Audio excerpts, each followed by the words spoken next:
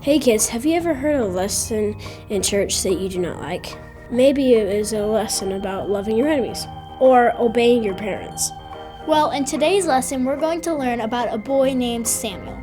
He heard a message from God that he did not like.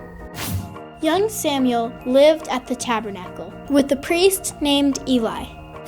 Do you remember Samuel from our last lesson? His mom was Hannah, and she made a promise to God that if she had a son, she would send him to go live in the tabernacle. The tabernacle was a place where the people would go to worship God. Samuel grew up there and learned from a priest named Eli. One night, God spoke to Samuel, but the message was really scary. Samuel laid down one night and started to fall asleep, when out of nowhere he heard someone calling his name. He thought it was Eli, so he ran up to his room to see what was up. Eli told him that he hadn't called him, so he went back to bed.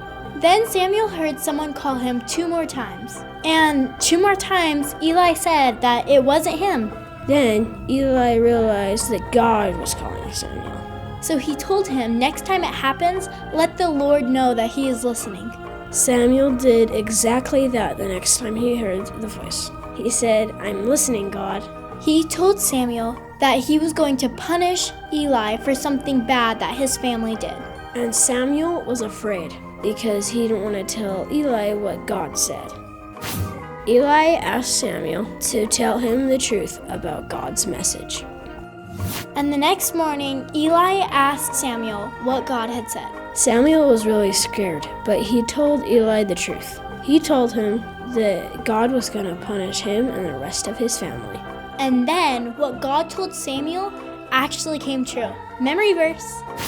As Samuel grew up, the Lord was with him, and everything that Samuel said proved to be reliable. God spoke to Samuel a lot after that day, and people knew they could trust him. But what's the lesson that we can learn about this story? When God speaks, it takes courage to listen. Sometimes God tells us some things that we do not like, or things that our friends don't agree with. It can be hard to listen to God in situations like that, but we need to know that God knows best and that we can trust him. So kids, next time you hear a message in church that you don't like, think of this lesson about Samuel. And remember, it takes courage to listen from God, but he always tells us what we need to hear.